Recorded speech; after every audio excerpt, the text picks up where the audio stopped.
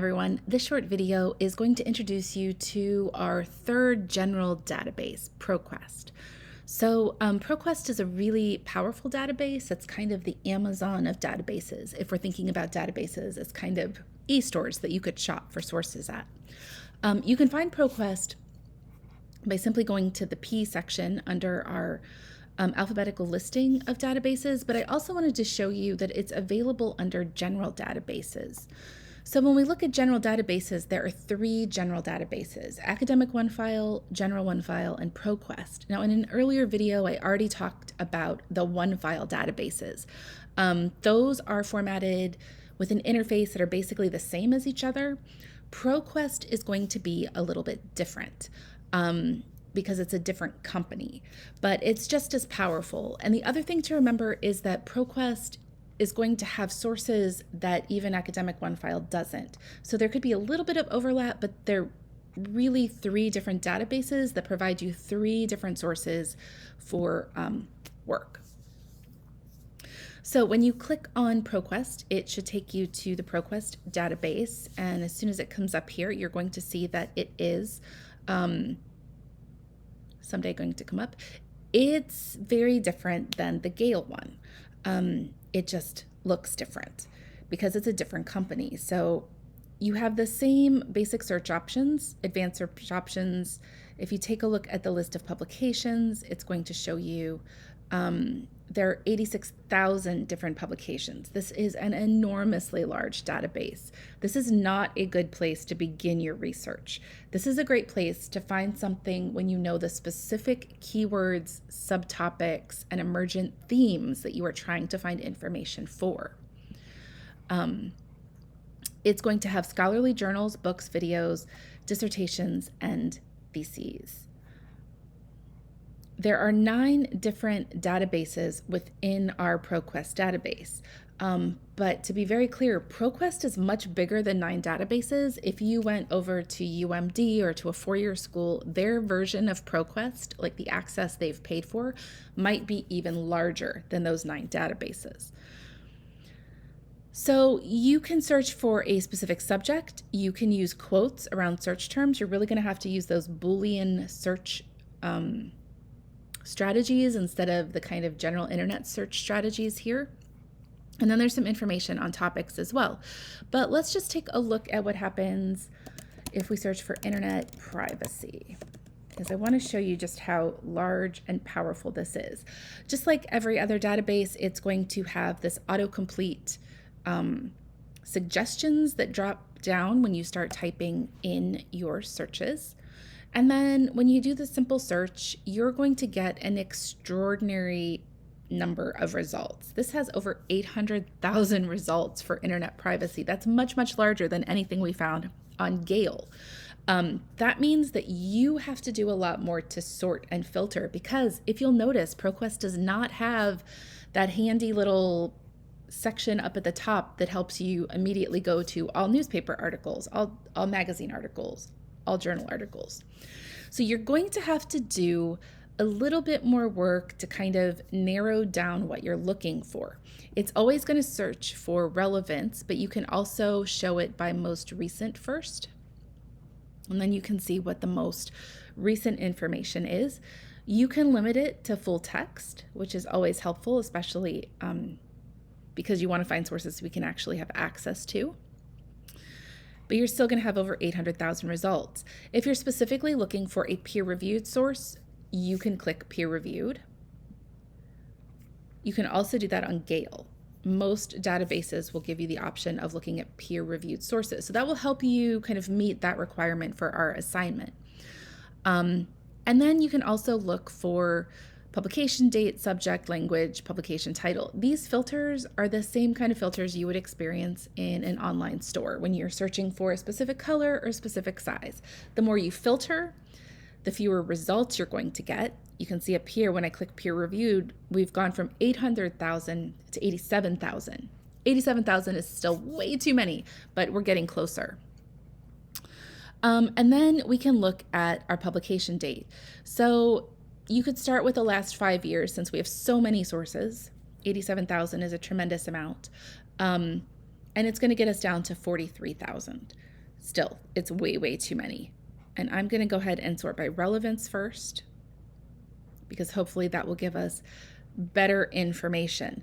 Now, when you're searching through Proquest, you can also do a custom date range. You can search through document types. And there's a whole bunch of other filters. Things to pay attention to with Proquest, though, are that they do have dissertations. You really shouldn't be using a dissertation for any kind of undergraduate research, because dissertations are book length, which means they're 200 to 300 pages long. They're also not published, right? Dissertations are what people submit in order to earn their PhD. They've passed a committee, but they haven't been published by an actual press or publisher. So I'm going to talk a little bit here about like finding a peer-reviewed source, because that's one of our requirements. You can find peer-reviewed in Gale as well, but Proquest is a great place to find peer-reviewed sources. As you can see, even with our limitations, there's 43,000 sources, but that's still too many. So I'm going to add another search term to it just to try to get it down a little bit more and focus it a little bit more. As I told you, Proquest is the database to come to when you've already kind of narrowed your research down and you know exactly what you're looking for. Now, as I look through these, especially when you're looking for a peer-reviewed source, it's really important that you are finding a source you can actually read. Your professors know when you have selected a source that is kind of above your knowledge level. A lot of these peer-reviewed sources are going to be meant specifically for other academics and researchers in their discipline. So if you are looking at something in the sciences, for instance, and even some social sciences that use statistical methodology, a lot of the article could be very incomprehensible to you if you are not familiar with high-level statistical analysis. So you really do have to find an article that you can read. It might take a little bit more digging. Ways that you can kind of figure out whether you can read it is to look at the context clues of the title. So for instance, if we're looking through here, this is a scholarly journal, it's going to tell us. We can look at the actual title of the article. This one here is Perceived Impact of Social Media in Saudi Arabia. That might be great if you're looking at the way social media has impacted the world, but if you're looking at how social media has impacted the US or teenagers in the western part of the world or the United States, that really wouldn't be an appropriate source. Social media privacy concerns, trusting beliefs, and risk benefits. This is from an Industrial Management and Data Systems is the publication title. So you know that that's probably going to have something to do with business. Is my fear of missing out causing fatigue, advertising, social media, and implications on consumers and brands. This is about internet research. This one to me kind of screams readable because there's no words or terminology in the title that I don't understand, and the title of the journal itself seems like something that I could read. So I can take a look at that one. What you're going to notice with peer-reviewed is that these are going to be longer, and then most of the peer-reviewed is going to have some sort of an abstract. Now, you have to read the whole article, but the abstract is going to give you an overview to let you know if you want to read the whole article. So as we look through here, and especially as we look through methodology, this talks about a questionnaire of 750 people and a survey. So that seems like something that we could likely read and understand. It talks about the research value, and then I'm going to look through the full text. So just skimming through it, it doesn't seem like there's anything in here. There's no strange formulas, calculus type formulas. There's nothing in here that's screaming to me, this is not something that you can actually read. You'll see here, this has a little bit of that statistical analysis, but as long as it's explained thoroughly, it's talking about dependent variables, regression analysis, that's a big red flag for me because I don't know a whole lot about what that means. So I'm going to try to find a different article that doesn't use statistical analysis, because I want to make sure that if I'm using an article, I understand it completely.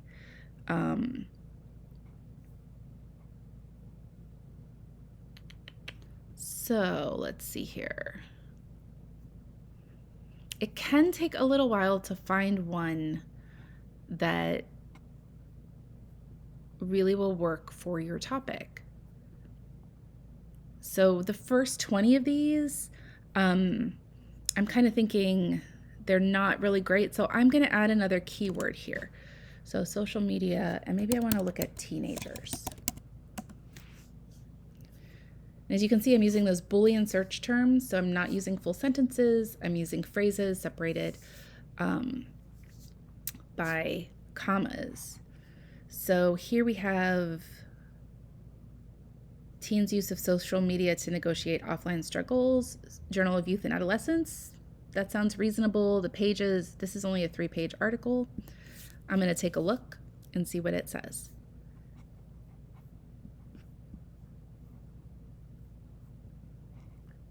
So this seems like an overview of a book.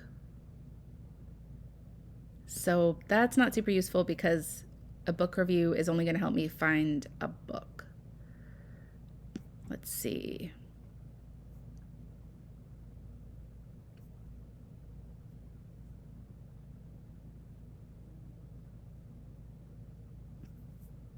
How about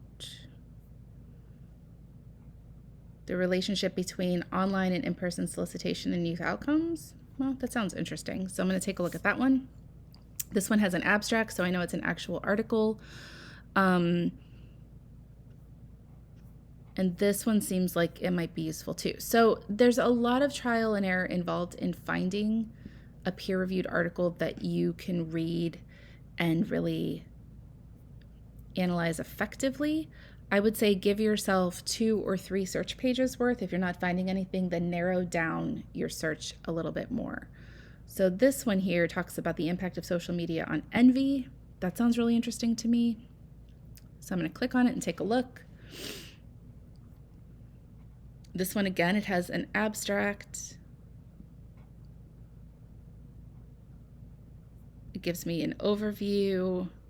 So this one seems like, just looking at it, there's nothing overtly scary about it. It gives me some charts and graphs to analyze. Social media use and intensity, that could be really useful. So something like this could be a really interesting source. The nice thing about Proquest is that it's going to tell me what the references are. So I can use those references as almost like a breadcrumb trail. It's also going to tell me what articles have cited this. So if other articles have cited this essay, then I might be able to find a more readable version that somebody has analyzed this for me. So just like every other database, there's a way to download a PDF. There is a way to cite. You just have to make sure that you're citing the correct format. If you're APA, you're going to go the latest APA. The MLA, make sure that you choose title casing because that's going to put your title in the correct capital lowercase. And it has all of the other options that databases have. You can take notes, you can save it to your Google Drive, you can print it, all sorts of different things. So that is kind of a brief overview of Proquest. Again, Proquest is a super powerful database. It's very, very useful, but I do not recommend that you start with Proquest because, as you can see, Proquest will bring you so many hits. And you really have to work a little bit to sort through them. Proquest is amazingly powerful if you know exactly what you want to find. If you're like, look, I need to find newspaper articles about this very specific topic, or I need to find a peer-reviewed journal article about this very specific topic, you're going to have better luck in Proquest possibly than in Gale. If you're searching a very broad topic still, Proquest is going to probably be a headache for you because you have to do a lot more work to sort through those and filter those results. Hey, if you have any other questions, don't hesitate to reach out to the librarians or to reach out to your professor.